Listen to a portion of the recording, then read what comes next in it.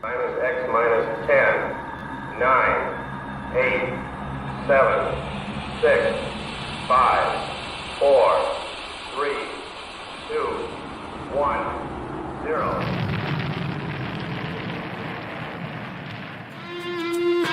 It's the Rocket Hour. Y'all are now tuned in. Time to hit the pick four that you'd love to win. If your money's coming slow, step on the faster track with your host, Ricky Pasternak. Let's go.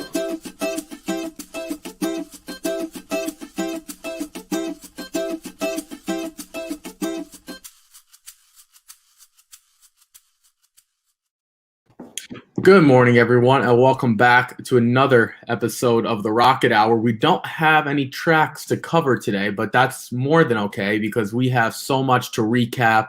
Aaron and myself and Jared and Vinny and Ryan Stillman were all on Saturday night. I think it was into the wee hours of Sunday morning on the East Coast. But we're going to do it again, and we're going to really go in depth. We kind of just talked about the Derby that night, and I kind of want to go through all the stakes races. And then at this point, we'll start pointing to the Preakness. Aaron, I'll throw it to you first. Kind of give us your initial thoughts on what the crowd was like, kind of some of the protocols that they were going through. Obviously, you were there. You and Jared were the only ones on our behalves. We were living vicariously through you guys this weekend. So kind of give us a true in-depth look of what it was for people that only got a chance to watch on TV like myself. Normal. If you've ever been to the Kentucky Derby or Churchill Downs, I would call it normal. I think they obviously did limit the crowd at 50,000 people there. So about a third of what is normally there. I think the biggest difference was the infield. I don't think they let near as many people into the infield, but the seats seemed pretty full. It kind of reminded me if you go to Churchill Downs for a Breeders' Cup event, maybe not the Zenyatta Breeders' Cup, but just a regular one where it's crowded, but you can still walk around. It's still kind of it doesn't have that big Derby feel where you're just trying to get through the masses to get where you want to go. So it was a pretty relaxing way to watch the Derby for sure. Open bar, learned that right when we got there. Went to the bar. Gave us 2 drinks. Said, "Here you go." I said, "Well, how much is it?" They said, "Oh, they're all free." I was like, "Oh, it's gonna be a good weekend then." So that was awesome. I don't really know the reasoning behind why they did that, but I definitely can appreciate that happened as well. So it was definitely a very unique event being there. A lot of cool things. Free food too. There was no concession stand basically. It was all free. So that was cool. That was a really good part of it. But it felt pretty normal being there, really. Yeah, it's kind of funny, right? In Atlantic City, it's like, oh, lose thousands of dollars, but we'll give you a free $8 drink. It's nice of us. Maybe that was their thought process. I don't know. Again, I've never been to a Derby before. I know I was begging you for weeks on end to find out that situation because I've never been. Obviously, honestly, it would have been a good first Derby for you to go to because a warm up. Yeah, well, and you didn't have that just swell of people like usually you leave the media room and you try to get over to the winner's circle or the rail where kind of they have a reserved spot for the media. And it takes time to get through there and get to where you want to go. This year there wasn't really that, and it was kind of nice. So it was for a Derby, it was pretty relaxed. And actually, I'm kind of getting used to this, like 30% of the people there stuff. It's not bad. Yeah, no, and it's ironic that you bring that up because again, I don't know what the setup's like. I didn't like Saratoga. There's no real media in terms of like there's a special section. If you want to stand next to the winner's circle and you want to stand there, you can. So I don't really know how it works. So it's nice that you're able to give us an inside look. And guys, if you're interested, scroll back, go to the Racing Dudes Twitter. You got to go a few days back, Friday and Saturday, but there are tons of pictures and things like that and videos. So if you guys are interested if you missed some of that type of stuff, you're obviously more than welcome to go look at it. We're not going to show it here. What we are going to do, though, is we're going to recap again all the stakes races. Then we're going to get to the Kentucky Derby. We'll break it down, and then we'll go through our draft, which I already don't have to look at the results. I lost. My top 2 choices were bad. My third horse, Mandaloon, was solid, ran second, but it wasn't great after that. Aaron had all the good horses, so we'll go through that. So we don't have to do official tally. Aaron already won. Let's start with Friday, Aaron. I know what you guys got there on Thursday night, right? Thursday. You guys hit the track. on Friday. And the first stakes race was one of Aaron and Jared's, mostly Jared's favorite horse, and that was Maxfield. Maxfield at 1-2 in the Ali Shiva kind of just ran down. This group wore him down. Yeah, this was just a workmanlike effort for Maxfield, and definitely he kind of looked back to his normal self. I thought he was pretty poor out in California, especially when it comes back. And I don't think those horses are going to be great. I think Maxfield's better than those horses that beat him out in California. So it was nice to see him kind of jump back in here, run his style of race. This field was horrible, so I wouldn't look at this and say, oh, he dominated. A great field, because he didn't, but he looked like the Maxfield that we were used to seeing. I mean, he kind of just never got out of second gear, dominated this crew. And it was kind of a fun way to kick off the stakes on the weekend. Yeah, it's kind of like a Monomoy Girl, a very workmanlike effort. Sometimes not the most visually impressive, but nonetheless, it was a win, right? And you put that on the resume, you cash a check, and you move on. Let's move to the Edgewood Stakes. This was gift list. Everyone was kind of waiting for Aunt Pearl in the right spot. Really no excuses. And Aaron, I kind of thought this was the most disappointing race of the weekend from a heavy favorite. A huge excuse for Aunt Pearl. She bled in the race, and this is a huge problem that happened on Friday in a few of the races where horses bled in the race. And to be honest, I've said it a few times, I absolutely hate that this is now a factor that we have to worry about when it's absolutely unavoidable or avoidable that, just use Lasix and not worry about it. But this is a problem in racing right now. Now, would Aunt Pearl have held off Gift List? I do think you could argue maybe not, because Gift List certainly ran a huge race here. She looked fantastic.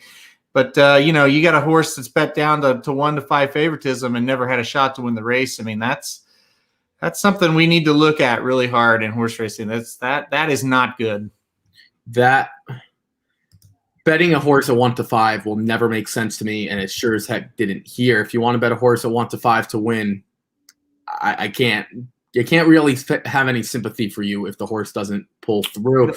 Betting the win is fair, but if you singled that horse in your multis and she bled, that's not good. I can get along with that theory. I can't get along with the win bet theory. That doesn't make any sense to me.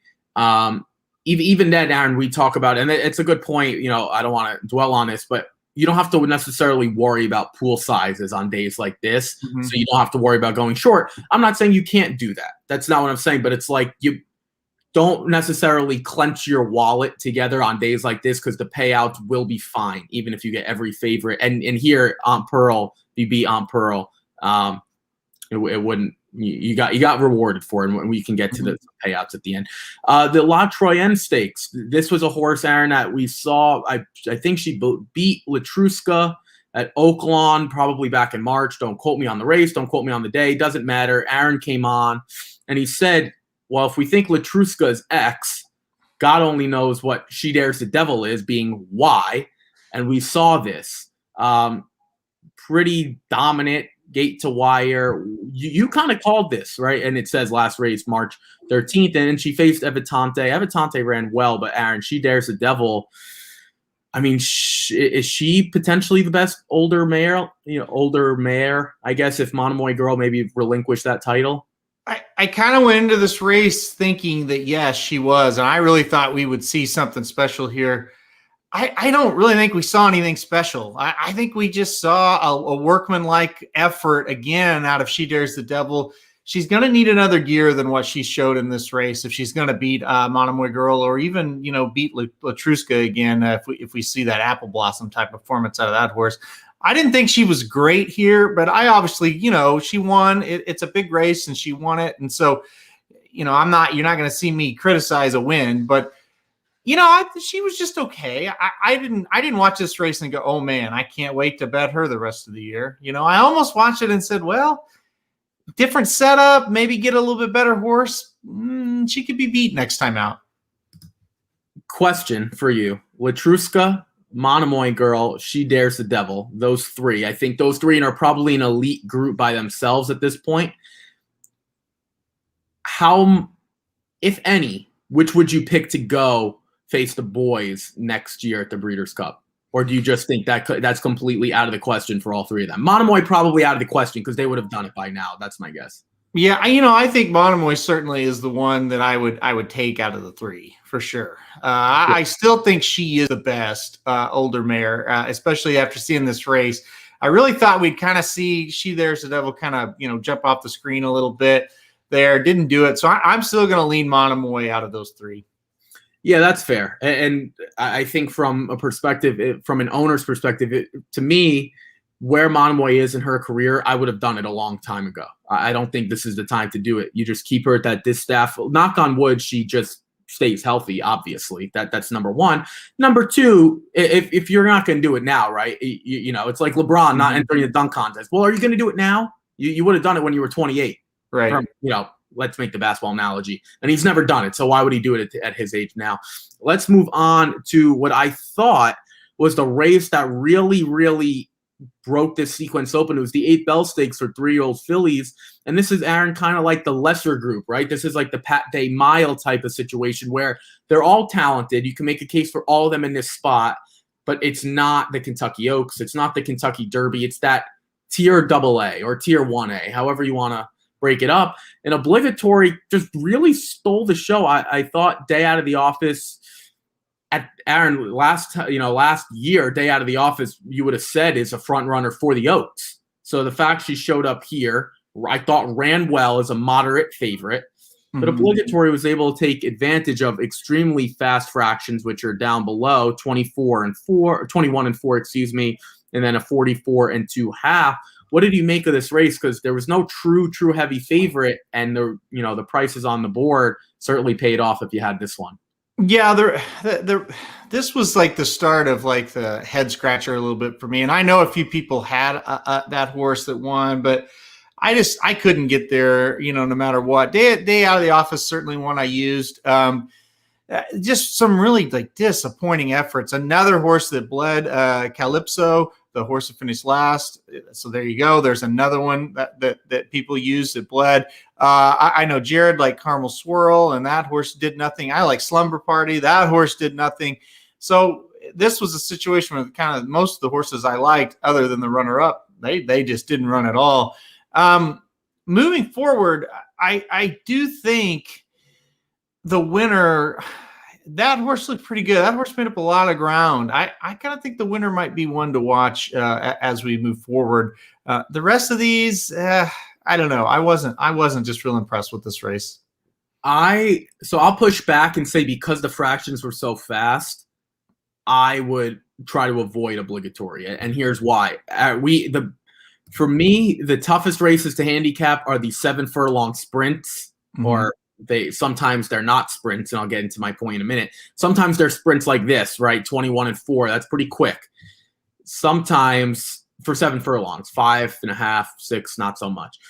Sometimes, Aaron, we see what there's no speed, then you see it's pretty slow. So it's really based on the field. When you see 6 furlongs, you see a sprint. When you see 8 furlongs, you see a route. Maybe, Gulfstream, whatever, it's like a 1-turn mile. Nonetheless, you kind of know what you're getting.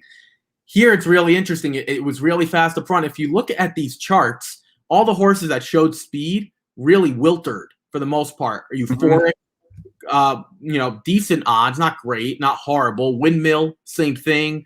Let's look at another horse like Super Sensational, who I thought was decent. Day Out of the Office, I thought was really, really impressive. And I think she's at the very, very bottom of the Kentucky Oaks field, or at the very, very top of this field. Aaron, to your point, though, a lot of runners should be running against allowance optional claiming. They are not stakes horses.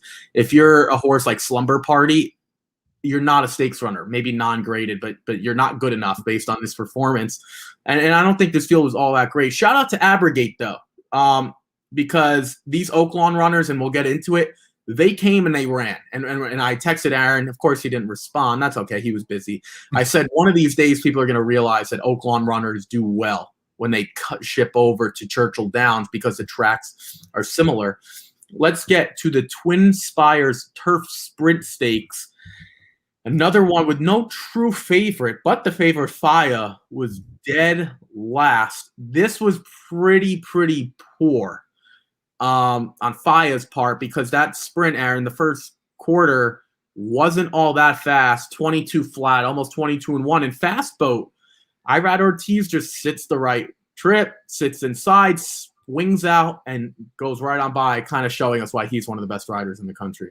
Yeah, Fast Boat certainly got the trip and was just ready. This horse just came over prepared. And then the runner up there, Sambier, anytime Miller sends one out on the turf that's sprinting, you got to pay attention. Faya was another one. Something happened to that horse. It was skeptical that they kind of said she bled, or maybe it was a little bit of a heat exhaustion problem, but that, there was something that happened. So there was just a string all day on Friday, and it was really frustrating. It's like, damn, you hate to see that. And, you just hate to see horses that they don't even get to compete. The biggest takeaway from this, I really want Diamond Oops next time out of this race. I thought Diamond Oops got a really tough trip. It was first race off a layoff. I think he's the one that's going to move forward. Him and the winner, obviously the winner, Fast Boat, very good horse as well. So those two moving forward, I'll take. But yeah, I again, just really frustrated that Faya just didn't get to show what he was made of because of something that happened to him. So this is where I was completely right. I did use Fast Boat, but I also used Faya. I was so right on Diamond Oops from this perspective. Diamond Oops has majority of his races that are dirt races. He does have some turf success, so it's not like the horse can't run on the turf. The last time was here in the turf sprint again, which was run in September. Normally, that's not the case. We'll get to this question in a minute. I just want to finish this point, Aaron. For a horse off the layoff, like you just pointed out, and I think it was eloquently put, I'm not taking a horse like that is a dirt runner, in my book, off the layoff, now coming on the turf. We haven't seen this horse on the turf since September. If you want to make the case that, okay, a second off the layoff on the turf, I'm with you there. I'm completely with you. This was way too short of a price to put my money into. Now, granted, maybe that's a win bet perspective. If you want to throw this horse in, fine, but it kind of seemed like this was a true buzz horse, and I was more than okay with leaving this horse off for all the cases I mentioned. But next time out, I'm with you. In the right spot, I'd be more than willing to take it. I just didn't think this was the time for it. Yeah, same way. Yeah, it's all about opportunity in cases, right? And you can make a case for a lot of these horses. They're stakes races, but off the layoff, multiple months, haven't run on the turf since last September, even though it was Churchill Downs. I don't know. It would have to be a pretty spectacular effort. Let's get to Nick's question. Mm-hmm. Wasn't Faya in over the head? I didn't like the horse at all. The best horse that beat at Gulfstream took 4 races. Okay. For me, I'll make the case for Faya. I'm not sure anyone else in this field was all that great. Now, that's kind of why I went. It was weird, Aaron. A lot of these horses didn't come in the best form. So I kind of looked at Faya and said, I'm going to take the horse in form. Now, maybe the bleeding had something to do with it. Maybe the layoff had something to do with it. I'm not sure. A lot of horses came in here off layoffs, especially the better ones. I don't know if he was really in over his head. I think there were a lot of circumstances that kind of led to this performance for me. I kind of thought, yes, the answer to the question, was he in over his head? No, but was he in a tougher race than he had ever seen? Yeah. The reason why I thought he could handle it is kind of the trip that he was starting to get. I thought he would get out ahead. And a lot of times when you have early speed, even if you're moving up in class, you can still kind of get that trip that you want and just kind of run and never even know who's behind you. So I kind of thought that's what he would get. Now, obviously, it didn't happen. So, yeah, Nick, you're dead on. He was way over his head, right? It was so much over his head, he finished last. So it was bad. Let's move on to the Kentucky Oaks. I'm not even going to say anything first. I'll let Aaron go, and then I'll go. I'll switch it up here because I have a point that I want to make. The Malathot wins 5-2. Does it again by a short distance, only by a neck. I think that comment that finishing line is accurate. I think a neck is right. Did bump at the start according to this. I didn't really see that. But nonetheless, Aaron, what were your thoughts on the feature on Friday's card? Yeah, this was one of those things. I was sitting on the rail watching all these come by, and we were on Travel Column, and she came by and she looked great. And then Malathot walked by, and I looked at Jared and said, "We are not hitting this winner. That horse is going to win right there." Malathot. She looked like a beast amongst the rest of these horses. This is how you want one to look, man. I mean, she could win. She could definitely win a beauty contest. And all of a sudden, she's awfully fast as well.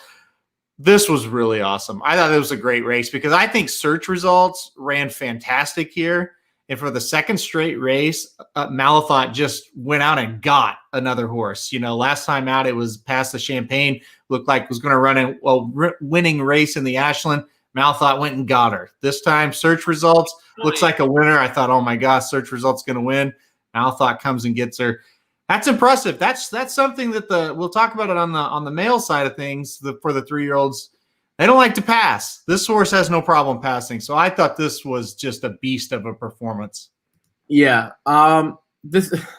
We always talk about Aqueduct, right? Because I hate to say this, I'm a huge New York fan. Aqueduct is clearly the worst track on the New York circuit. Okay, and that's not counting Finger Lakes, which is not a part of NYRA, so don't tell me Finger Lakes is worse. These two horses had plenty of Aqueduct success. Search Results had never left Aqueduct. Run second. We're going to get to I'll get to this question first. Did Switch Result switch the lead? Yes, she did. She switched leads. Nothing wrong there. Just wanted to get that question out of the way. Okay, so here's my point on Malathot. Who's the biggest Malathot fan that you know, Aaron? Not you. Sure as hell not me. I don't know how to say this. I was wrong. Let's just start there. I've been wrong. I continue to stay wrong. You know what the crazy thing is? Depending on the field, I might not take her again next time out. But what I will admit, she is the most talented of the group. The race by Travel Column kind of tells me this field wasn't all that great. Now, that's not to take anything away from Malathot, because I'm not going to do that. I was wrong. I'll admit I'm wrong. If someone Magic texted me as she was crossing the wire, Malathot. I don't know if he gave me an emoji or anything else, but he just might have said Malathot. But what he did say was, I understand why you're playing against her at that price. So from that perspective, it doesn't make me feel any better because I didn't get Search Results home, because I really did. Search Results was the second horse I put, I believe, under Travel Column. Maybe it was someone else. I did like Past the Champagne as well, who I don't know what the heck she was up to. She was dreadful and took a lot of money nonetheless. I'm wrong, but the point I want to get at, it's okay to be wrong in this sport. Just come out and say you're wrong, because a lot of people don't. I was wrong. She's the best filly at this moment. I don't know how great the crop is. I don't care how good the field is. She's undefeated. She continues to win, even whether it's a nostril, whether it's 3 lengths. She wins. And Aaron and I talk about this all the time. It's like Authentic. It might not be visually impressive all the time. They win. That is the object of the sport, is to win. Aaron, anything else you want to add from Friday before we get on to Saturday's card? Well, I think this comment's a really good transition. He says, this is why I love horse racing. I love Malathot. Search Results did not like TC or Clairiere. Was right this day, and then felt good. Got a big score here, and then Derby Day, not so much. And then I'm sitting here going, I was the exact opposite. I could not hit a race to save my life on Friday, and everything worked out on Saturday. So that is kind of why you love it, right? Two people here, Nick, we see you all the time, on the shows. We know that you know what you're doing. Hopefully you think we know what we're doing. Different opinions, and one of them works out, and then the next day it doesn't, and it's just the opposite for me. So it's crazy how horse racing works.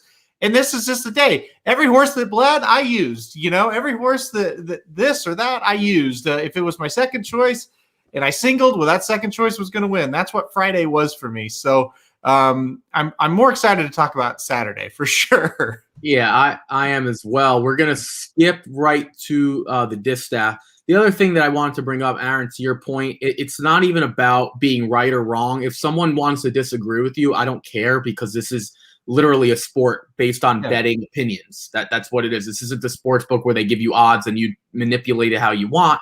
You kind of make the odds, right? There's a morning line odds maker, but we've seen 5-1 go off at 15-1, and we've seen 15-1 go off at 5-1, based on the situation, based on the buzz.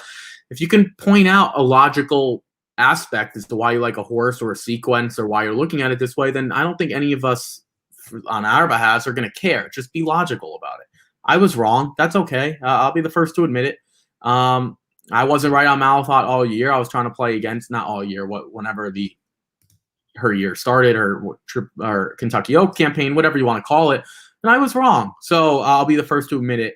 Aaron, let's move on, though, to Saturday's card, which was definitely better for the both of us. And it started with the Longines Churchill Distaff Turf Mile blowout. Ended up going off as a favorite.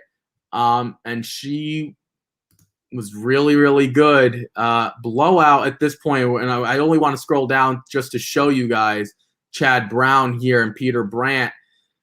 She is getting to that point now, Aaron. I think she might be at the top of this older group in terms of the turf, and there's no surprise that Chad Brown is leading the charge here. Yeah, this was a very good start here for us. This was an on top winner, and I don't like Got Stormy at a mile anymore. I just don't. I think she's just getting older, and I think the sprint distance is best for her. I know she was coming out of a win at Gulfstream Park, but I did not like that race all that well. So I was against Got Stormy on top. And yeah, Blowout, the scary thing about Blowout is she likes to finish second a lot. And she likes to finish second by narrow margins. So if the backside, she's eight lengths ahead, and you're like, it ain't going to happen today. She's going to be way ahead of this group. It got tight.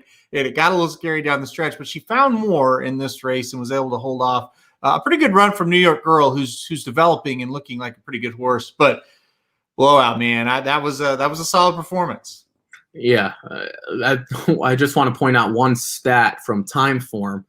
Timeform rates trainers 1 to 100, 100 being the best.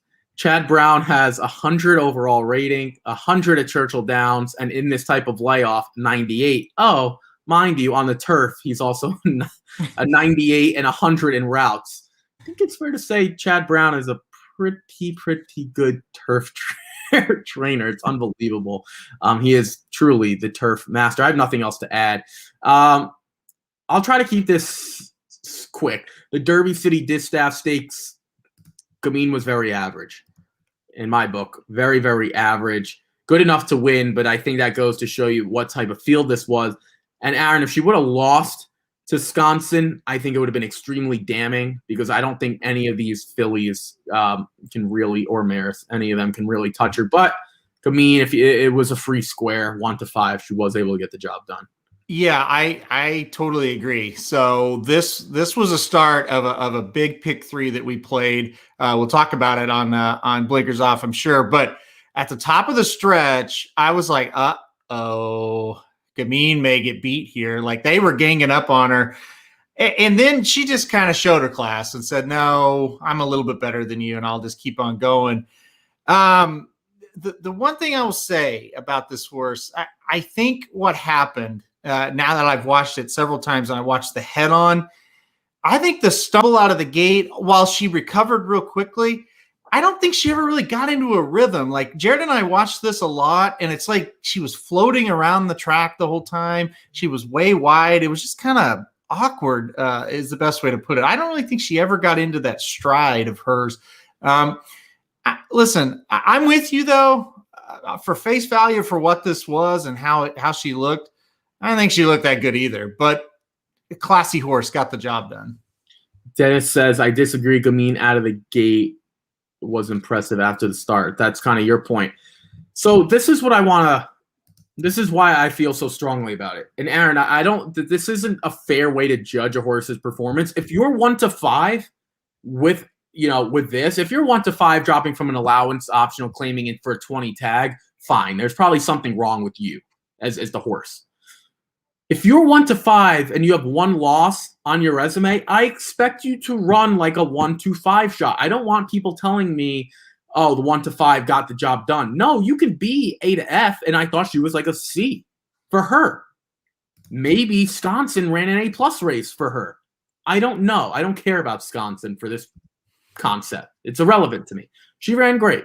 And if we can maybe get into like the exacta, which actually paid $12 for $2, that's not half bad. Because you didn't get Bells the 1 there. But it's like when you run it, when you bet at 1 to 5, you're expecting at least a 3-length winner, mind you, in a sprint. It's one thing if you're 1 to 5 and you're Zenyatta, right? When Zenyatta closes and you're going to be on the edge of your seat praying she got there. That's not the way Gamine runs. That's not the way the sprinters run. I'm sorry. I'm not going to say that was a good performance just because she won, even though it was by more than a length. To me, Aaron, it was like a C+ effort at best. I don't think she deserves anything higher than that. Yeah, and I agree with this comment at the top of the stretch. I agree. I thought Gamine was going to finish off the board, to be completely honest, because it felt like they were all starting to kind of gang up on him.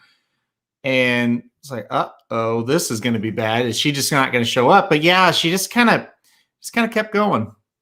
Yeah, that's enough that Nick goes, I'm from Wisconsin. The only day that I say. Yeah, it was a good name. It's a great name. And I thought she ran well. I really, really did. I love that. Yeah. And again, if you played the exact and you played it cold, you got a decent payout. Let's move on to the Pate Mile. Again, this is, kind of the tier B or tier 1A or double A. I don't know, however you want to call it, but the tier right behind it. Boy, Aaron, Jackie's Warrior at this distance is scary. Very, very, very scary. For Jackie's Warrior to only be up by a head and to hold on for that long was very, very impressive. And most people were favoring Dream Shake, so it's kind of ironic. I didn't think Jackie's Warrior would go off as the favorite. I kind of thought Dream Shake would. But the public got this one right, for sure. And these two horses were much, much better than the rest. Yeah, this was awesome. There's no other way to put it. This was awesome. I always say she because her name's Jackie, but that is confusing. It's confusing. He laid it on the line, and I thought Dream Shake was 1 to 9 to go by in the top of the stretch after these fractions. Not gonna happen. Jackie's Warrior dug back in. This was a monster effort. I just didn't think he had this in him after running these fractions. I thought he had a great shot to win. Don't get me wrong about that. But wow, was I impressed? And he's on my fantasy team. I needed him to win this race. I quit hoping he would win. I thought he'll get second at best. He runs by us about 50, 75 yards before the wire. And I'm like, oh my God, he might hold on. And it was just yelling to try to get him to hold on. We also had him in our pick 3 that we played, and we did not have Dream Shake. So that was scary as well. Yeah, this was awesome. I mean, just an awesome performance. I think, I would agree with this. This was the best performance of the weekend. As far as a horse just going out there and just showing guts and heart, I would agree with that comment. I want to get to Dennis's point. Jackie's Warrior Defunded was the best horse, but in my opinion, but between Dream Shake and Jackie's Warrior, I'm Defunded with the right step can win. Yep. So this is the point that I want to bring up, and this is why I disagree. I understand that Defunded, if you look at the chart, was 9th and then gradually made the way up. Look at those fractions. Those are not mile fractions. 21-3 and 43-3. That's extremely fast. That's what tells me that Jackie's Warrior and Dream Shake were miles, well, not literally miles, multiple lengths ahead of everyone else. Because, Aaron, if each of these horses run that race, the same race, and they're not in the field, each horse to me wins by 5. And Jackie's Warrior and Dream Shake beat Whiskey Double by about close to 5. So what that tells me is that these horses are much better, and I think Defunded probably past horses just aren't good enough. The only horse that I think he may have passed was Prevalence. And boy, I don't know what Prevalence is doing. We talked about it on the recap. That horse is trending horribly, absolutely horribly. They absolutely ruined that horse in my book. I'm not going to get into why now. It's irrelevant. But yeah, Jackie's Warrior, I would honestly wait all summer to see Jackie's Warrior at Saratoga, because he is quickly becoming my favorite horse, even though he is not in the upper echelon of 3-year-olds. I think he was fantastic. I thought he was. I will comment on the defunded thing because I watched this trip closely live. And by the way, we met Dennis. I forgot. I don't know if I told you that, Ricky. We met Dennis. Good guy. If you need anything unlocked at Churchill Downs, Dennis can do it for you. He's got the keys to everything. So, but to your comment about defunded, Irad rode this horse like he was a 10-length best horse favorite in the race. Like he rode that horse like he was way the best horse. And so Jared and I were cussing like, what the, like, terrible break. He's wide. What the hell's he doing? And I said, well, the only thing is that I can think of is he thinks he's going to just absolutely roll because that's how he's riding him. And that's not, I mean, Irad doesn't usually do that kind of thing. He didn't. He wasn't. So, spoiler alert, he was not the best horse in the race by 10 lengths how Irad was riding.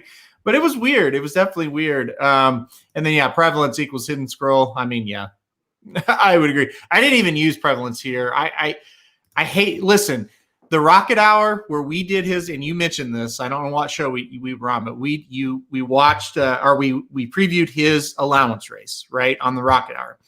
And we text each other after that race and we're like, he's not very good, right? No, he wasn't impressive in that. So how is he supposed to be running against these horses? I don't get it. I mean, how right were we on that horse? Oh, we said right after he hit the wire, we're like, he ain't it. You know, and we didn't use him in the wood and we didn't use him here because it's like he's not. You could granted, the maiden race was really impressive, but that second race, that was not impressive at all. And it gave you a real good sign that this horse is not going to be good enough. I don't know what was in that maiden race, but I'd venture to say it wasn't very good. All those horses have come back to win out of the maiden race, like six of them. Like Stage Raider is like an incredible horse. He came back to win. Ghazali came back to win. I don't know what happened that day. Maybe it was just a great effort. I don't know, but it's also possible. Dennis says it was fantastic to meet you guys. Yeah, they're good people. You know, it's Stage Raider at that time. I'm guessing was a first time starter, correct? Mm-hmm. It's kind of like, all right, well, who knows? Because sometimes they don't know what they're out there to do. It's different with like Wesley Ward. Obviously, you know better than me. But like Wesley Ward is like, this horse might be terrible, but they're probably going to win first time out. Mm-hmm. That's just the way they train. That's the way they operate, especially Keeneland for those 3 weeks. We're not going to get into it, too much. We got other stuff to do. Let's get to the American Turf Stakes. Boy, this was a heck of a race as well. And a lot of the Magic Mike guys said play against Annex. And it was right here at, Annex coming from Gulfstream. We don't really know what he was, but I think he came into this race undefeated. And the horse that was really picking up steam, Du Jour, gets the job done. Flavien Prat, who knew Bob Baffert, right? Bob Baffert on the turf, Bobby B. We kind of thought he was a dirt specialist, but able to get the job done here. And the tote board kind of indicated that, Aaron, this was a wide open race. Annex was a lukewarm, almost 3-1, and Annex was pretty bad. Yeah, this was probably one of my best picks of the day here with Du Jour. Listen, I handicapped this race as soon as it came out. Obviously, working on the guy just as soon as that card came out, and I said to myself, I think Du Jour is going to win. But you kind of pause for a second because it's like, yeah, Baffert, turf, Churchill Downs. Kind of weird. So I texted John White and I said, I didn't tell him who I picked, but I just said, what do you think of the American turf? And he said, Du Jour is the one to beat for me without question. I said, that's good enough for me. And we talked about it. Baffert's turf numbers. A lot of people go, oh, he can't train a turf horse. What you guys have to realize, he doesn't get turf horses into his barn. They send him horses to try to win Triple Crown races with. That's what his owners want to do. It's hard to win turf races when you have a bunch of dirt horses in your barn. This one just so happens to run on the turf and does it very well. His race last time out, rewatched it while handicapping, and it's like, that's just better looking than the rest of this group. So, yeah, I put him on top. Really happy. This was the last leg of our pick 3 that cashed, so this really got us going in a big way with this win, and it was really impressive. He just dominated this group. Yeah, I have nothing else to add, but this horse is, I think, going to be pretty special. And the only race he ran on the dirt was against Roman Centurion, who everyone really liked out west on the Kentucky Derby Trail. It was a very, very visually impressive race, and he did it going away, if you gave this horse another half a furlong, Aaron, this horse probably wins by 3 or 4. I mean, he was driving away. So who knows? Maybe he's got more distance in him down the road. Yep. Let's move on to another big time race. This was the race that I texted you right after. It was the Churchill Downs Stakes. Flagstaff. This is the horse in form. I became a big Flagstaff fan when he was running against CZ Rocket. And I said to myself, this horse is pretty good. And CZ Rocket, I think at this point, everyone would say he's pretty much the best sprinter in the country. To lose what he lost to by that much, then runs in the Commonwealth, does that easily. So has a win at Keeneland, stays in Kentucky and wins. This was like one of my best horses of the weekend. And you kind of look at it, right? And I haven't been more right about a horse than Whitmore. I said that Breeders' Cup race was the only race. Like, I'm not trying to be mean because I know a lot of people like this horse. Enough with picking Whitmore already. Please stop. He is not the same horse anymore. So I was looking to beat him, and Flagstaff is the horse that I came up with, and it was probably about the only thing I got right, the whole weekend. Yeah, Flagstaff, definitely one we used on the ticket. I did not put him on top because I just kind of thought he'd be that second or third place horse.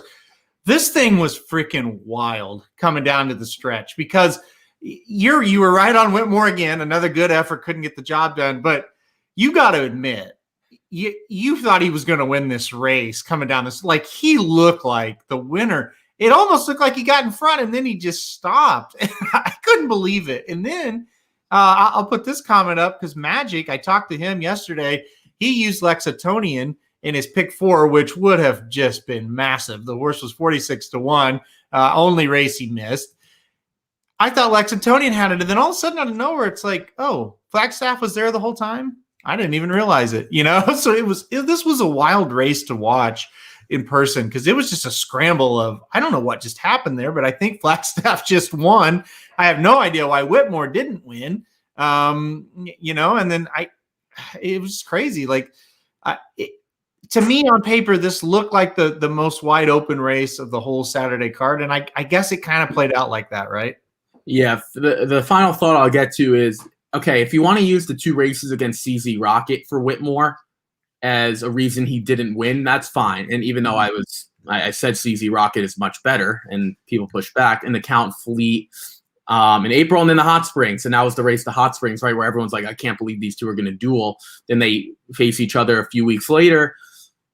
Maybe people will start to realize Whitmore is just not the same horse. Or Whitmore was never the horse that he ran in the Breeders' Cup Sprint, and he just had a great race because, Aaron, before that, he hadn't won since the Count Fleet again back in 2020. So maybe he's just really, really, really good, but not that anymore. And he was never, like, dominant. Like, at no point did I ever think Whitmore was dominant. And, again, I don't have any solace in saying this because I do like the horse. He's just doesn't win, and you're going to still take a short price.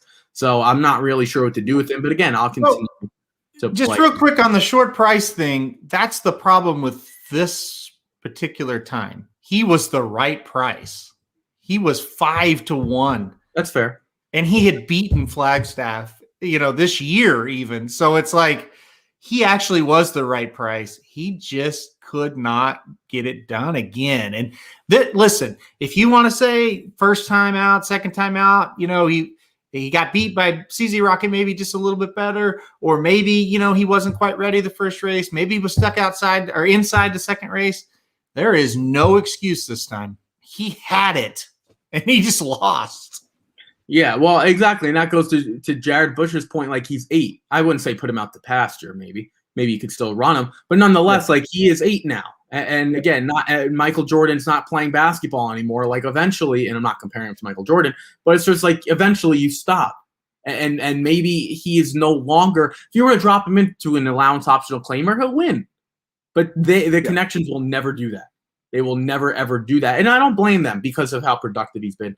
And we have 2 more races This was the race that everyone was kind of looking forward to, and it kind of played out that way. Colonel Liam, Domestic Spending, both winners, literally both winners. Both horses won. They split.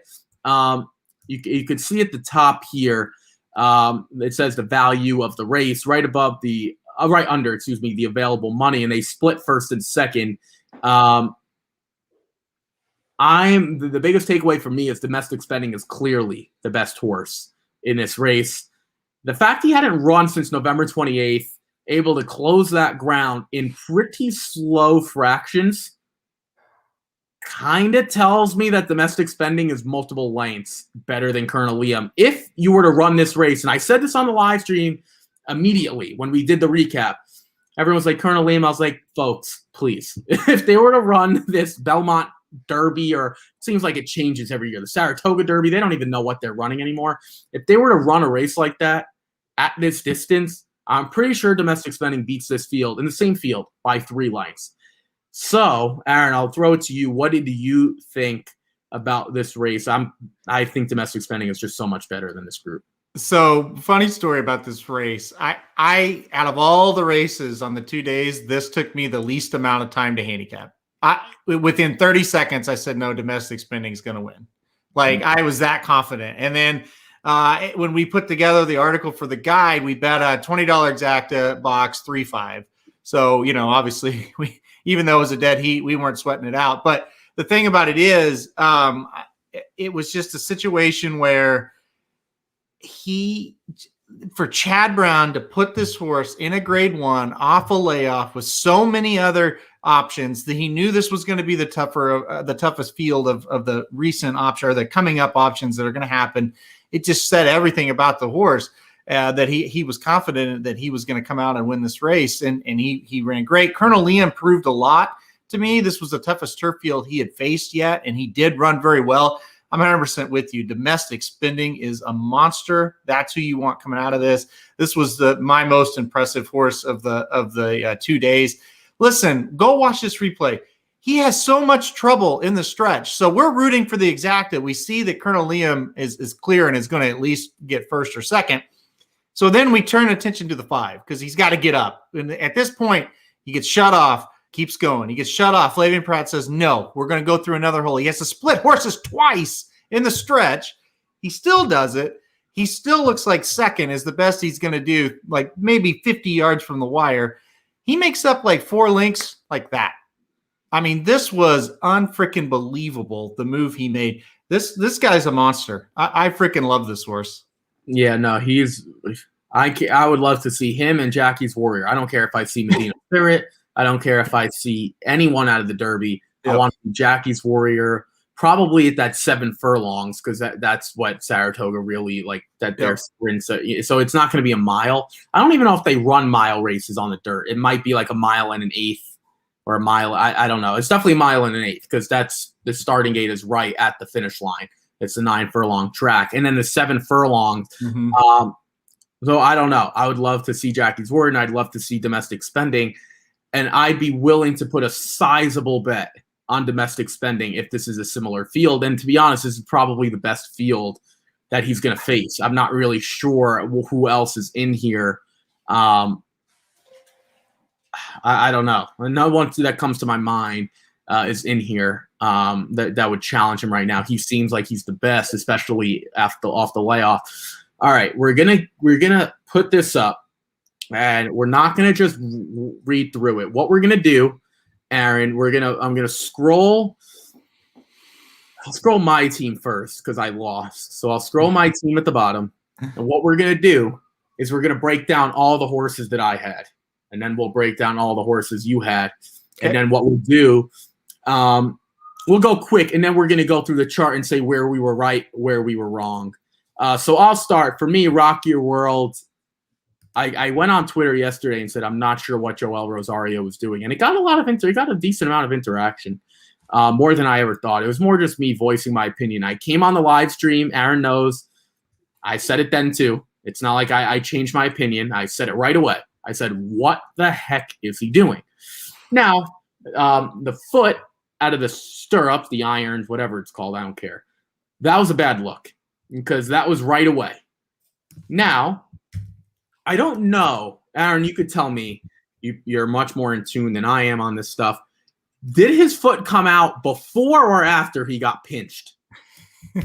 Well, I don't know. You'd have to ask. A lot of people don't know. It seems like a lot of people, I've heard so many different theories.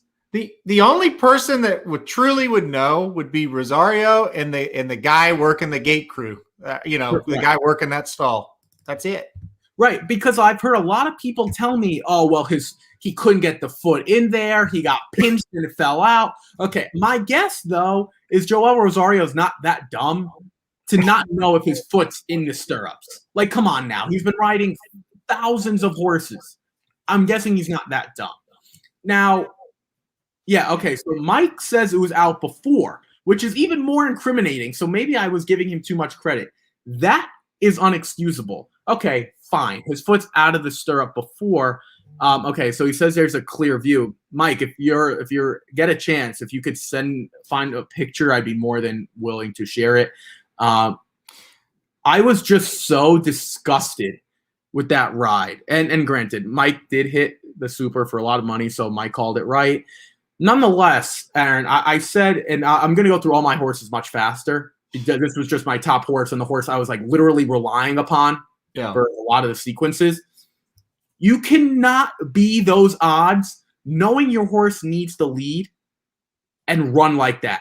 It's inexcusable to me. It's really inexcusable. Now, you could blame John Sadler. That's fine. Look, anyone who gets a chance to get Rosario in my book, it's not going to be a downgrade. So I'm not even against Sadler there. How's he supposed to know his foot's not going to be in the stirrup? Like, come on, that's ridiculous. Do you feel that strongly as I do? And maybe you didn't like Rock Your World at all, so we wouldn't be. But if you like this horse, you never had a shot. And I know he got pinched, but with his foot out of the stirrup, you literally never had a shot. Even if you got pinched, you still didn't have a shot. I mean, what is that? Literally, what is that? It's I tell you what it is. If you get a dictionary and you look up the word disaster, this is the photo you see. I mean, this from the very freaking start. What a disaster this was. There's always something weird that happens in the Kentucky Derby. Usually it's not to the horse that many people are backing. It was bad. It was to, not have your stirrup or not have your foot in the stirrup, pinched off, shut off, didn't even try to really put him to the front. I mean, honestly, if I'm a Rock Your World backer, which thank God I wasn't, but if I was, what I would have wanted to have seen was some kind of urgency to get up towards the front. Thank you. And even if you lose, at least he tried to get some kind of position. You knew you weren't going to win from 15th. Like, that was not going to happen. Aaron, even if you tell me, fine, I'm not going to, if you're Joel Rosario, I'm not going to win. But based on the value of the race, which is listed right here, 5th place is getting $90,000. Okay, fine. I'm trying to hold on to 5th. You finished 17th. So what? You could have tried that method and finished 19th. Would it have mattered? Right. You beat 2 horses. Mind you, Soup and Sandwich couldn't beat a standing tree, as I like to say. Couldn't beat a standing tree. And I thought Dynamic One was pretty bad. I'll be honest. I kind of like that horse a little bit at a price. But come on now. I don't want to hear from anyone. Now, granted, I don't think Rock Your World was probably going to win. But that is borderline, and I'll say it here because I said it on Saturday, arguably the worst ride I have not only seen from Joel Rosario, but ever. And I'm not even going to get into the foot, into the stirrup thing. That makes it even that much worse. It's bad. I'm done. Because I've never seen a race. I've never seen a horse have less of a chance out of the gate than that horse. Yeah. Literally.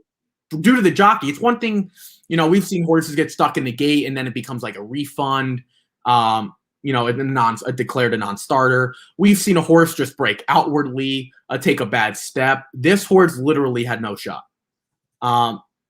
So Mike says it's more on Sadler than the tactics. I can't even, okay, that's fine. And I agree that I probably would have kept my original rider. But to not have the foot in the stirrups, I mean, that's not even on Sadler, though. That right, Aaron? Like, Aaron, you know what that's like? Aaron, that's like saying, hey, Rick, you're going to take the SAT. I don't know how this works. You need the ACT, whatever. You need a 31 to get into Syracuse. And I don't even show up with a pencil. I show up with a pen, and I can't even fill it out. Well, obviously, I'm not going to do well on the test if I can't even show up with a pencil. Right? You know what I'm saying? Like, that's what Rosario did. He was literally not ready to ride, which is borderline. It's showing up to a baseball game, you're hitting, and you show up there with no bat. Are you going to hit with your hand?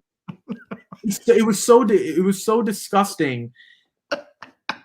I can't. Is there anything else you want to add? I could literally go on this for 2 hours. No joke. If Joel Rosario, if he were to, I would borderline say something I shouldn't if he were on here right now.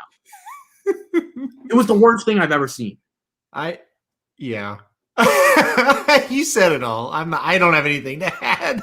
I've never been so upset with a rider in my life. And fair. If you want to say it's more on Sadler than the tactics, I can't argue that point, but that's like a going into the race point. I'm talking once they break from the gate. Yeah, if you hit it to your hand, you get to first base. Yeah, right. At least there's something productive. At least you might shatter your hand and never play again, but at least you got to first. Joel Rosario finished 17th ahead of 2 horses that no one would have thought could win. I guess I'll say this, and I said before the race, look, it's your horse, and you get to do what you want with it. And I also said there's no way I would replace a Grade 1 winning jockey who just won a Grade 1 on my horse. Listen, it kind of came back to bite him. I listen. I don't think Rispoli rides this horse like this. Like I think Rispoli, even if all this would happen, say he forgot to put his foot in the stirrup and he gets pinched and he's 20th, I still think he would have tried to get him in the position where he had been successful in the past. Yeah, and that's fine. And again, if you want to blame Sadler for not doing that, I'm with you. But that's a different conversation for a different time. Right. I'm just talking about a world-class rider, which Joel Rosario is. Well, how unprepared can you be? Unprepared can you be? To Mike's point, I don't really think he means changing the riders. I think he means the horse wasn't prepared for any type of adversity on the dirt because he'd only been on the dirt once and he went gate to wire. The horse was not okay. Let's say Rosario, it wasn't his fault. He just got pinched and he tried. I don't think the horse was really prepared to face adversity. I think everything was going to have to go perfect for that horse to win. Okay, and that's fine. But again, I'm looking at it now. I'm not even playing Monday morning quarterback, first of all, because I said it Saturday. I don't know what time we were on. It felt like 2 a.m.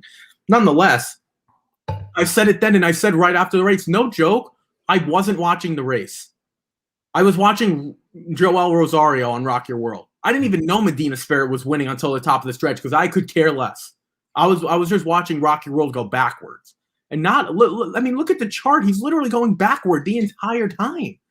What is that, dude? What is that? 9-2. You go off at 9-2, and you finish 17th. Enough with that. I can't. I'm going to go on. Listen, a lot of people are bashing Rosario on the chat. I mean, I won't do that. I'll just say that was the worst ride I've ever seen. I won't bash him overall. It was bad here, but I don't think he's an awful rider. And I don't buy Rosario can't send him to the front. I don't buy that's crazy. He sent Jackie's Warrior to the front. He won two prep races this year, gate to wire. I mean, it's just one of those things. He screwed this up. There's no doubt. I would say to any rider, if you don't have your foot in the stirrup, which I didn't know was that clear because I was so frustrated with the ride, I didn't even bother to look. Fair. Thank you guys for pointing that out. I do appreciate it. Nonetheless, I would bash any rider who is that unprepared. And not only that unprepared, you made literally zero effort. Again, I'm not going to show up to my SAT with my college, career on the line with a pen when I know I need a pencil. That's what he did. He wasn't ready. And it's not, and anyone who says it's on the starter, it's not on the starter. I mean, he gets the horse in there. He's holding him by, up here, ready to go, and they shoot him out. It's not his job to make sure Rosario's properly prepared. So I don't want, that's not his job.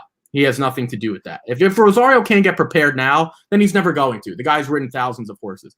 Let's get to the rest of my group. Highly motivated. really, really awful.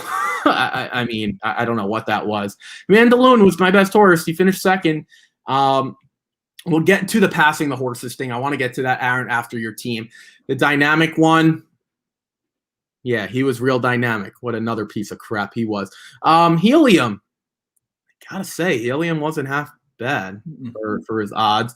Like the King, again, not great. Drayden Van Dyke still waiting for you to ride well at in Kentucky. Still waiting. Sainthood, kind of. It seems like Aaron, all those horses highly motivated. Sainthood, like the King, kind of right there. Soup and Sandwich. Oh goodness, Vinny, if you're on here, please don't ever tell me that horse is good again. And Hidden Stash. I mean, not all that great either. So my team, I'm going to give my team, Aaron, a C-, and here's why.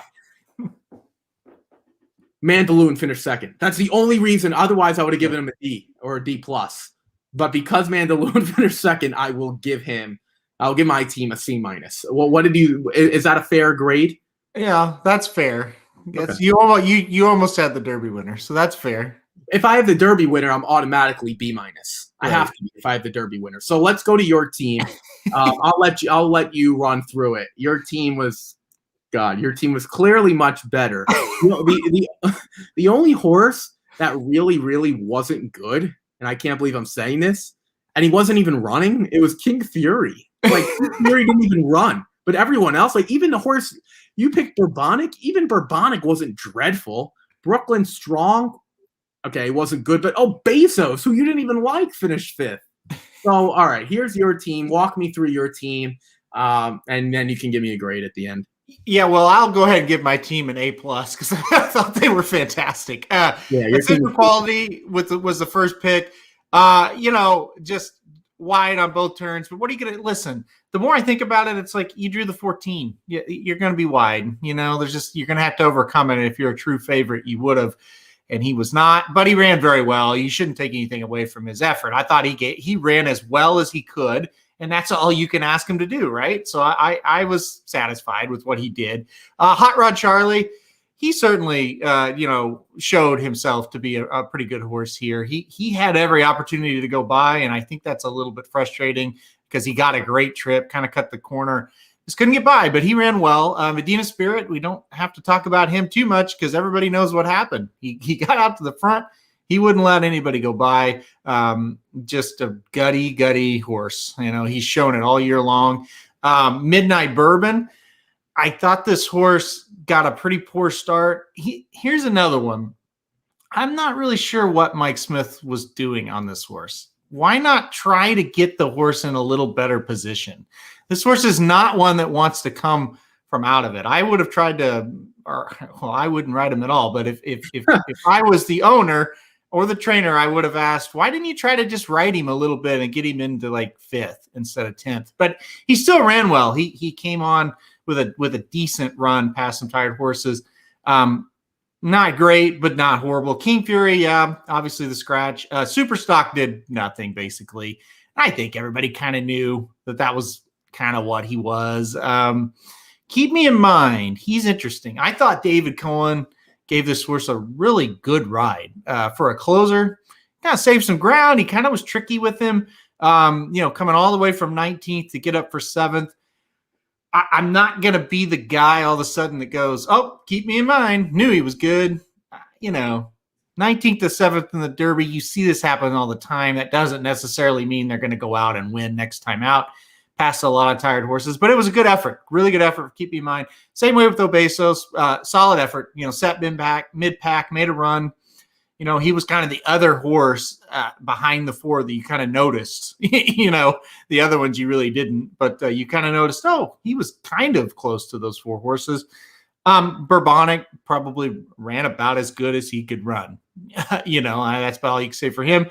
And Brooklyn Strong, he shouldn't have been in the race. So what can you really say? I think it's hilarious that Brooklyn Strong beat Rock Your World. So Rispoli beat Rock Your World. I thought that was great, but there's not much to say about him. He shouldn't have been in the race.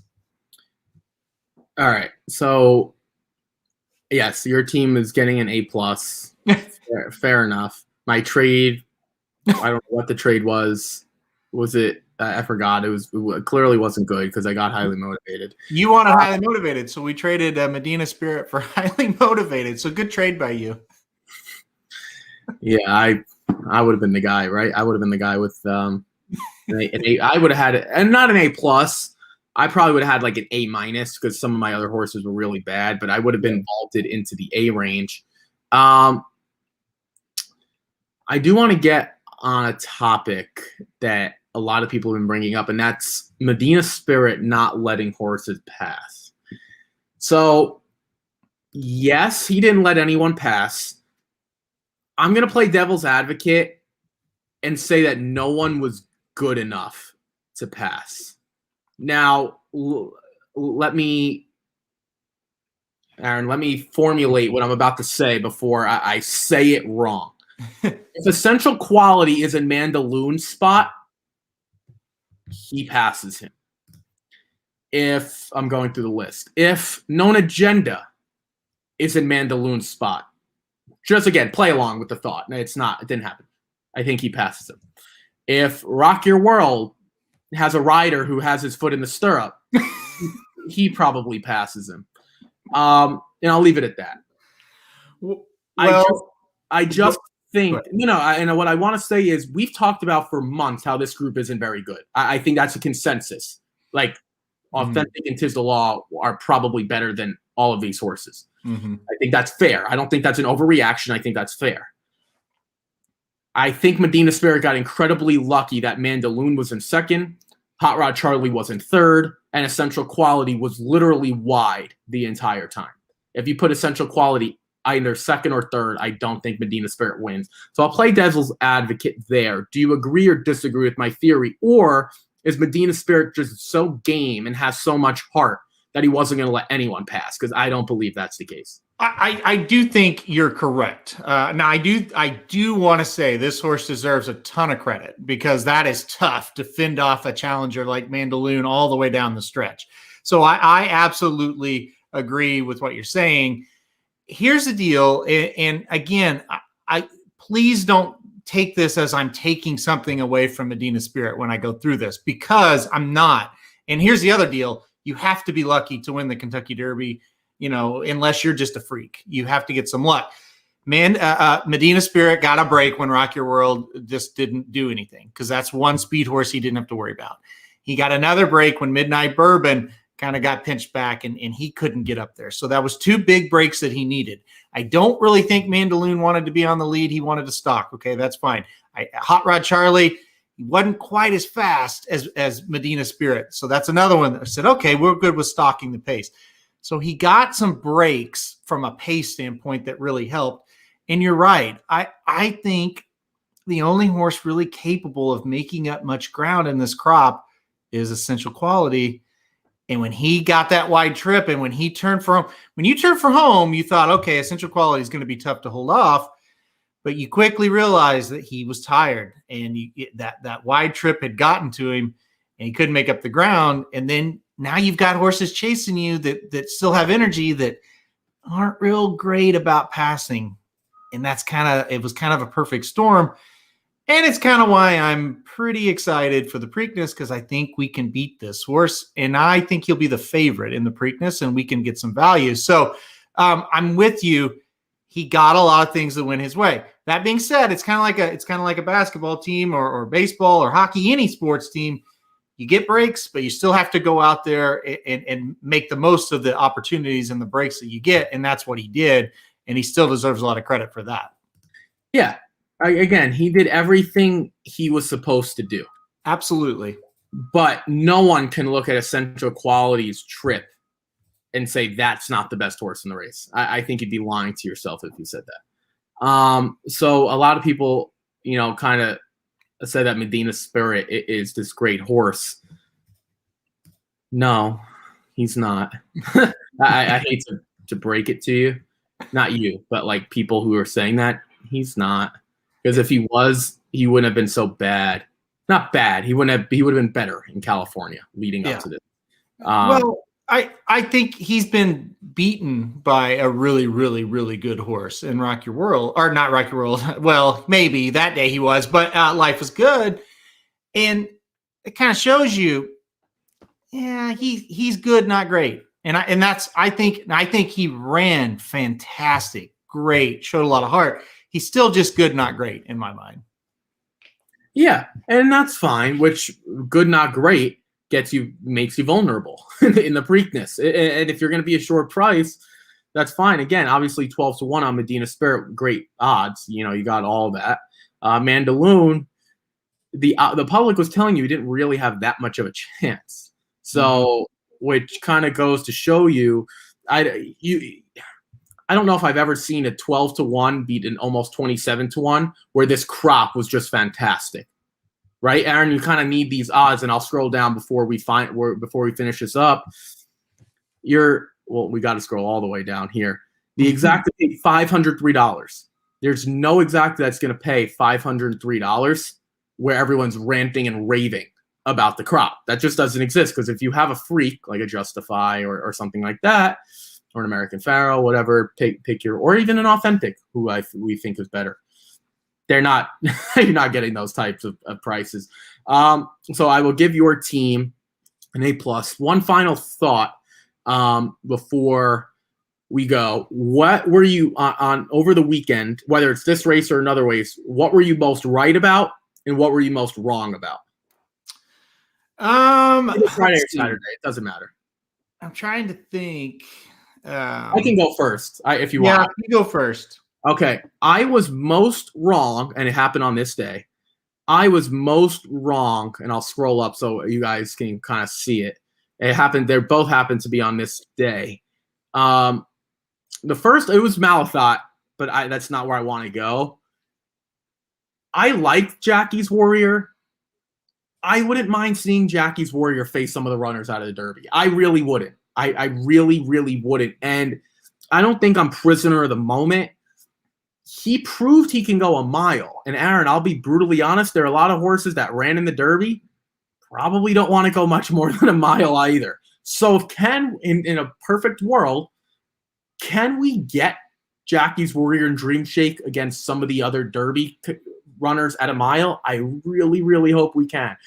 So that's where I was wrong, because I was kind of done with Jackie's Warrior. I just thought he was going to be good as a 2-year-old. Not so good as a 3-year-old. Clearly I'm wrong, or maybe the distance, right? Maybe he was just running races that were a little too long. Where I was right, I'm going to be the bearer of bad news, and I'm going to go to Whitmore. I've been wrong. I've been right with this horse all year long. And I said, I texted you right after the Flagstaff race when he won, and I said, people are going to realize horses coming from Oaklawn can run here. Forget about Sha Shake Me Up, who I have a legitimate hatred for. Aaron knows better than anyone. Legitimate hatred for that horse. But all the other horses, I mean, Whitmore comes out of here. Flagstaff ran 2 races. It's a speed favoring track, Oaklawn. They do really, really well when they come to Churchill Downs. And Aaron, mind you, those horses are in form. A lot of these, Churchill runners, if they came from Keeneland, they have 1 race under their belt. Oaklawn, you probably have 2 or 3. So that's where I was most right. Aaron, what were you most right or wrong about? Whatever you want to talk about. Yeah, wrong. I'll definitely go to Friday. I think Travel Column was really bad for me. That race, I messed that up. Malathot should have been the pick. I was just stupid. Pick Travel Column. And also, I played Aunt Pearl singled in a lot of things, and that was just way wrong as well. Even though she bled, it doesn't matter. Still a wrong opinion and still a lost bet. So Aunt Pearl and Travel Column certainly for me on Friday. Saturday, I'll go with 2 as well here. Du Jour, I thought that was kind of the turning point of the day for us when that horse won. That was a big one. And then Domestic Spending. Everybody kind of before there was saying how tough that race is, and there's a lot of different ways to go. And like I said earlier on the show, I barely even handicapped it. I went boom right to Domestic Spending. So Du Jour and Domestic Spending, 2 5 horses on the turf, definitely kind of made the weekend a very successful one. Yeah. Again, I think the horse I want out of everyone, and it's not a surprise, but Domestic Spending to me kind of proved that. And I'll scroll down here again. A dead heat. Don't remember seeing a dead heat in a Grade 1. Aaron, do you remember the last time that happened? No, we were talking about that. I don't. The Travers was a dead heat one year. I can't remember what year that was. It was Golden Ticket and Alpha. Other than that, I'm sure it's happened. I just can't remember. Yeah, I've never seen one live. Never seen a dead heat Grade 1 live. So that was like just tremendously exciting. You know what the crazy thing is? A lot of people. It's so funny. You go on Twitter or wherever you're in your house or everyone said 2012. I don't know who said that, but it popped up everywhere on that. So we apologize for that. But 2012. So that was the last. I guess that was Mike. Mike. Was that the Travers, Mike? Was that the 2012 Travers? Yeah, okay, yeah, 2012. Yeah. I was like 6, so I wasn't around. Yeah. No, I was 6. I remember that very well. Watching that one, very, very well. Yeah, and it was Kenny McPeak and Kieran McLaughlin. Kenny McPeak had Golden Ticket and Kieran had Alpha. Yeah, 2 quality trainers, right? I just think Domestic Spending to be that impressive, even if Domestic Spending lost, Aaron, like lost by a length, I'd probably still be willing to say he was the best. Yeah. But the fact he was in the stretch, you could see 5th by a head, and then gets up there and literally pulls even, was impressive. Everyone on Twitter going, "Oh, this horse won. This horse won." It was a dead heat. Like I'm not going to argue with this. Like arguing with a standstill picture to me is the stupidest thing.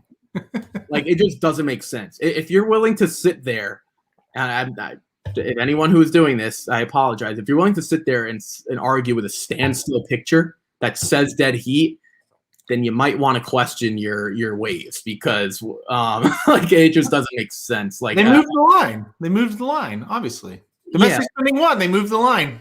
Yeah, like I mean Aaron, the amount of people that were saying that Colonel Liam won Domestic Spending. There's a standstill picture, and they're literally even, and there's like a teletape wire. But they moved the line. Oh my god! Oh my god! Nick says can't wait for Belmont Day. But Nick, that's a good segue into our final part here. I'm going to throw it to Aaron. I'll get these charts out of here because it's irrelevant to me at this point. Mike says I had the 5-8 daily double, so it was obvious that Domestic Spending won. Yeah, I mean everyone. If you cash a ticket, you're going to be on that side. They moved the line for IRAD. That's what they did. They moved the line for IRAD. I think a lot of people got through that race. Again, I'm not going to go on single race wagers potentially because that might have messed up exactas and things like that. But I'm pretty sure almost everyone got through. You'd be hard pressed to find someone who didn't use Colonel Liam or Domestic Spending. But moving on, Aaron, we have one more segment, and that's the Preakness. That's next Saturday, not this Saturday. So we're 10 days, 11 days, I don't know, something like that. Who at this point is pointing to who's out, who's X, who's Y, who's Z? What is the latest on the Preakness, and who are we expecting there kind of at this moment in time? Yeah, so the big news is on the Brad Cox runners, Essential Quality not going to the Preakness. He will head to the Belmont, and then with the main goal being the Travers. They made it very clear that they really want to win the Travers. So Essential Quality out of the Preakness. That's the first big news. Caddo River and Mandaloon are probable at this point. That does not mean they are confirmed. So we're still waiting on news for that. But those 2 horses look like they're going for Brad Cox. Concert Tour and obviously Medina Spirit will be in there for Bob Baffert. And it looks like Todd Pletcher has confirmed Unbridled Honor for the race, according to DRF. So he's going to be in it as well. New shooters, obviously Rombauer will point for this race. He'll run here in the Belmont. But that's kind of what we got. Midnight Bourbon is probable for the race as well. No Hot Rod Charlie. He finished 3rd in the Kentucky Derby. He will bypass and wait for the Belmont as well. So kind of a mishmash of a field as we sit here. What are we, about 10 days away from the Preakness? Yeah. Yeah, I mean, in my humble and irrelevant opinion, Medina Spirit's primed to get beat. I don't really care who is in there anyway. Dennis is talking about he knows Medina Spirit had an issue with the flight for the Preakness, basically meaning that the flight they scheduled something and they're searching for another flight. I don't understand. It's Wednesday. The race was Saturday, so last Saturday. Like, we can't get the horse from Kentucky to Maryland. Like, just drive the horse there. Yeah, that's what they're going to have to do. The Tex Sutton Airlines that transport the horses, they're shut down for at least 2 months. So probably longer. It sounds like they have some problems. So that is going to play an effect on this. But yeah, I mean, Churchill to Pimlico. Listen, Lucas is bringing Ram into the race. Just throw Medina Spirit in the back of Lucas's trailer, and he'll drive his ass up there. Yeah, Ram won the opener, I think, on Saturday, right? What's that? I think, didn't Ram win the opener on Saturday or Friday? Yes, he won the opener on Saturday, and Ram for Dwayne Lucas is on his way to the Preakness. Also, Crowded Trade for Chad Brown. That's the horse I'm interested in. That is a horse I'm interested in because Chad Brown, I guess, thought enough of Highly Motivated to not try to have them compete against each other. I guess if he knew where Highly Motivated would have finished, maybe he would have tried that. I'm Aaron. I'm currently looking up the distance. Louisville to Baltimore, 9 hours and 9 minutes. So Mike says it's the longest that Medina Spirit has been van. Come on, the horses will fall down and they'll sleep, and they'll be like, I don't buy into that. Like, all right, so this isn't the president. Get the horse on a van, take your time, make sure you're not going 170 miles an hour, and get the horse there. I mean, this is incredible. Mind you, Aaron, if they just done this on Sunday, not even Saturday, because there's a lot going on, you do it Sunday, you're already there. Yeah. Like, I mean, come on, you can do it 2 days. You and Jared drive from your area to like London in 24 hours. You like drive under the ocean and stuff, submarine. You can get there. If they can do it, you guys can do it. 9 hours. That's going to do it for us today. We will be back tomorrow covering, I don't know. No, we'll be covering Belmont, I guess. It's that time again. Couple quick notes.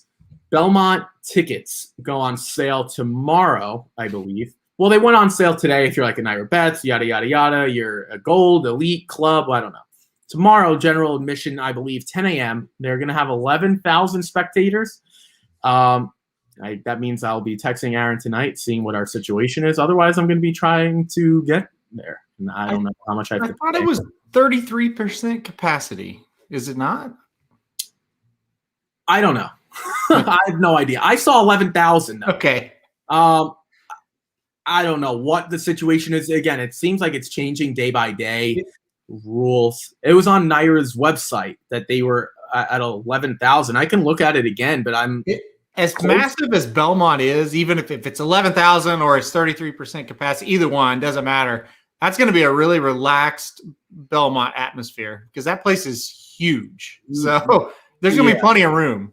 Yeah, it's okay. So it says expand capacity outdoor sports and entertainment values, which Belmont is, to 33% with the required mandatory 11,000 ticketed spectators. That's ticketed. So maybe it's going to be more, but you won't have a ticket because, again, they got to do it in groups. Yeah. I don't know what that means in terms of, again, Belmont, first of all, there's no infield. So if you're looking for an infield spot, that doesn't exist. They don't do that there. I don't know what that means in terms of roaming around because that's where a lot of people go. They just get it. They get in and they walk around. I don't know what that's going to be. 11,000 ticketed spectators. So I guess they could hold 33,000 people in seats. I guess that's what that means. Who knows? But that's the Belmont. If anyone's interested, that will be going on. I think Ticketmaster, or you can go to Naira.com and figure that as well. Aaron, will you be at the Preakness? No, we're skipping the Preakness. We're training right up to the Belmont. So they will be. I don't know if I'll be at the Belmont. I'm the closest to it, except for Paul, who's closer. I don't know if you guys know Paul. He's been on a few live streams. He's in the fantasy league. But for people you see every day, I am the closest. or every day as often as we can. I am the closest, so Aaron and Jared might be driving right by me as I'm watching it on my couch. Who knows? Maybe I'll try to sneak in someone's luggage and get there. I don't know. Who knows? We'll figure it out. Or I might be one of the people buying seats tomorrow. That's going to do it for us. We'll be covering Belmont tomorrow. On Friday, we have a special guest. Not going to say who that is today. We will tell you guys tomorrow. This person is well known in the industry and hosted a live stream on Saturday as well. So that's a little hint, but we'll reveal that tomorrow. Everyone could chime in tomorrow if you have any extra Kentucky Derby, Oaks, thoughts, things like that, something that you wanted us to touch on as well. Good luck if you're playing today. I think they have Parks, Thistleton. I think Will Rogers is open as well. Aaron, if you guys are interested, Aaron has, again, horses from Japan that he handicapped. No, only U.S. horses, but it's all up on racingdudes.com. I will be back with my stuff on Thursday, Churchill Downs, Belmont, and Gulfstream for Thursday. And then Churchill Downs is off on Friday. They have a weird schedule going on. They can't stay consistent. But that's going to do it for us. We'll see you guys at 11 a.m. tomorrow. Tell us what you thought. Likes, comment, and if anyone reaches out to Joel Rosario, tell him he did a hell of a job on Saturday. He did really, really well. Foot in the stirrup, Joel. Foot in the stirrup. That's a good way to ride. That's going to do it for us, and we will see you guys tomorrow morning. Take care, everyone.